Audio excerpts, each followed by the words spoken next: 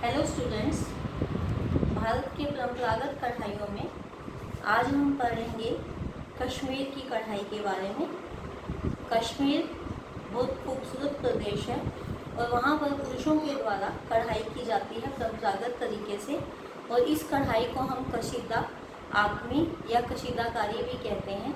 और ये विश्व भर में कश्मीरी कढ़ाई किए हुए वस्त्रों की काफ़ी डिमांड रहती है और ये मशहूर है। कश्मीर की जो कढ़ाई होती है, इस कढ़ाई में कलर कॉम्बिनेशंस का इस तरह से प्रयोग किया जाता है, रंगों का प्रयोग, कि बहुत ब्राइट कलर्स भी शांति और विश्राम का भाव पैदा करते हैं, जबकि हमें पता है कि शांति और विश्राम का भाव केवल ठंडे रंगों के द्वारा ही होता है। इसके बाद है कश्मीरी कढ़ाई जो है, इसके द्वारा इसमें क्या क्या चीज़ें प्रयोग में लाई जाती हैं। सबसे पहला है कपड़ा। कपड़ा रेशमी हो सकता है, ऊनी हो सकता है और सूती हो सकता है, सभी पे हम करते हैं। और कश्मीरी कढ़ाई के लिए फिर धागा जो चाहिए, जैसा कपड़ा है उसी के अनुसार धागा चलता है। रेशमी के ऊपर रेशमी धागा, सूती के ऊपर सूती, ऊनी के ऊपर ऊनी।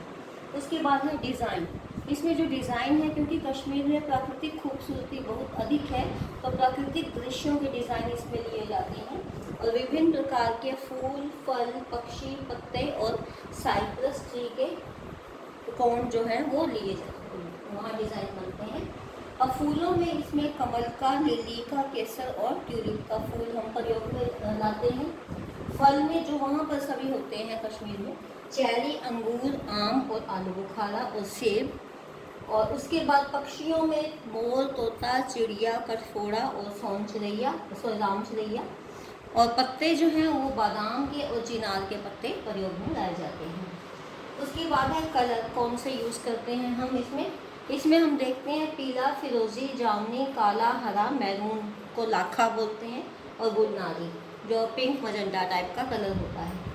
उसके बाद है टांका। मेन जो है इसमें कश्मीरी टांका ही चलता है। उसके अलावा इसमें डंडी टांका, जिसमें स्टेम स्टिच कहते हैं, साटिन टांका, भरवा टांका भी आप बोलते हो, चेन स्टिच, साधारण टांका जो रनिंग स्टिच या कच्चा टांका होता है, हेरिंग बोन मच्छी टांका, लूप स्टिच और उल्टा बखिया बैक स्टिच जो उल्टा होता है। अब है इसका प्रयोग। हम कश्मीर की कढ़ाई का प्रयोग किस तरह से करते हैं। कश्मीर की कढ़ाई 4 तरह की चीज़ों पे है। नंबर 1 शॉलों पे, सेकंड नंबर नमदा, नंबर 3 गाभा, नंबर 4 अन्य वस्तुएं। सबसे पहले है शॉलें। कश्मीरी कढ़ाई के द्वारा जो शॉलें होती हैं वो 5 तरह की हैं: पश्मीना, दोरखा, दोशाला, जामावार और कसाबा शॉल। पश्मीना शॉल जो होती है बहुत ही फाइन क्वालिटी की होती है, उत्तम क्वालिटी की, और उसके ऊपर जब कश्मीरी कढ़ाई की जाती है तो उसकी खूबसूरती और ज़्यादा बढ़ जाती है। नेक्स्ट है दोरखा शॉल। दोरखा शॉल जो होती है उसमें दोनों तरफ एक जैसी कढ़ाई की जाती है, जिससे शॉल की उल्टी या सीधी साइड पता नहीं चलती, आप दोनों तरफ से उसको ओढ़ सकते हो। फिर है दोशाला। दोशाला में 2 शॉलों को आपस में जोड़कर सिला जाता है और उसके बाद उसके ऊपर कढ़ाई की जाती है, तो इसमें दोनों तरफ अलग अलग कढ़ाई भी हो सकती है।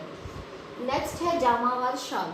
जामावार शॉल जो होती है वो या तो ऊन से बनी हुई होती है या ऊन और सूती मिलाकर बनाई जाती है। इसके ऊपर पश्मीना ऊन से कढ़ाई होती है या इसके ऊपर रेशमी धागे से कढ़ाई की जाती है, और डिज़ाइन, फूलों के डिज़ाइन इसमें बनते हैं। नेक्स्ट है कसाबा।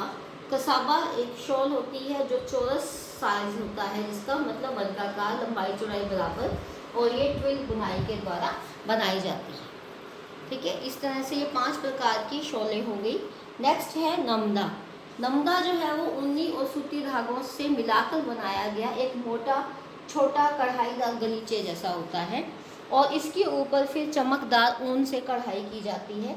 इसके ऊपर जो कढ़ाई की जाती है उसमें चेन स्टिच का प्रयोग कर सकते हैं, साटिन का और क्रॉस स्टिच का और फिलिंग टांके का प्रयोग करते हैं। चेन स्टिच से मेन पीछे की बैकग्राउंड जो है वो बनाई जाती है। उसके बाद है गाभा। गाभा जो है वो पुराने फटे हुए कंबल या शॉलों से बनता है। इसमें पुराने फटे हुए शॉल और कंबल को पहले धो लिया जाता है, फिर उसको डाई किया जाता है, उनको तह लगाकर आपस में जोड़ा जाता है। जहाँ पर फटा हुआ था पैच लगाने की ज़रूरत है, वहाँ पर पैबंद लगा दिया जाता है, उसके बाद उन शॉलों के ऊपर उन कंबलों को तह करके जो हमने तैयार कर लिए, फिर बड़े ब्राइट कलर से उसमें बड़े बड़े फूल बनाए जाते हैं। ठीक है, और ये मेन इसका एरिया सेंटर है अनंतनाग, कश्मीर में अनंतनाग है, वहाँ पर ये गाभा तैयार किए जाते हैं। उसके बाद है अन्य वस्तुएं।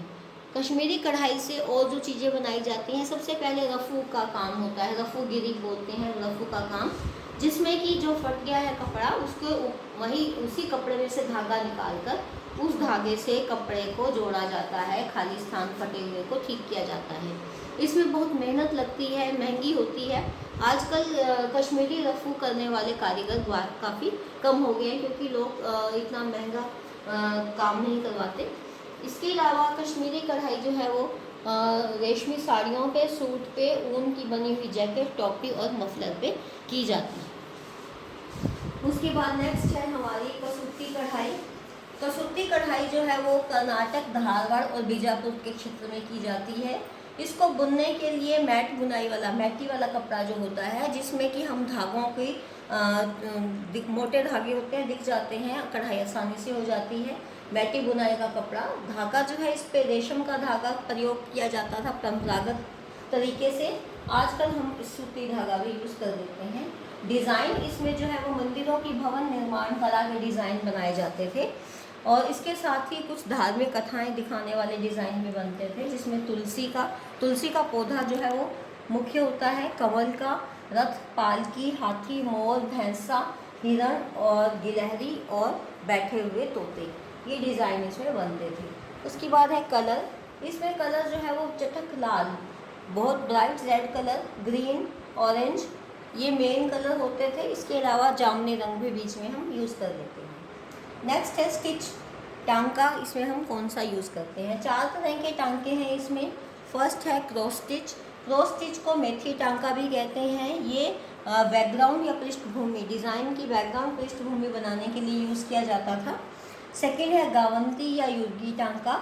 इसमें सीधी, खड़ी या तिरछी रेखाओं से ज्योमेट्रिकल डिज़ाइन बनाए जाते हैं, और ये बैक स्टिच जो होता है उससे बनता है, बखिए वाला टांका। तीसरा है सीधा टांका, जिसको नेगी टांका भी बोलते हैं।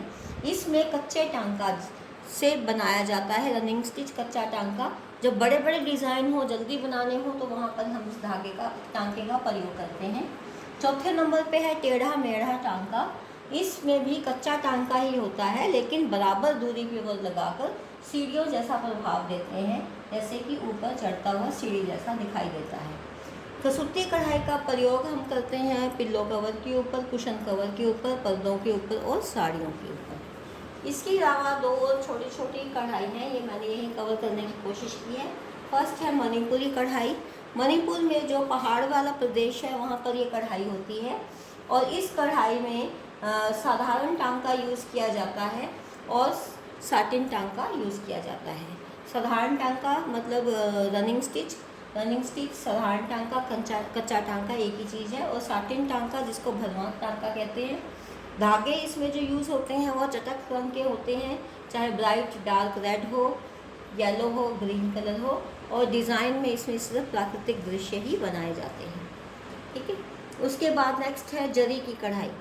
जरी की कढ़ाई का मेन सेंटर जो है वो बनारस है। उसके अलावा मुर्शिदाबाद, लखनऊ, सूरत, औरंगाबाद, मुंबई और चेन्नई में भी ये की जाती है।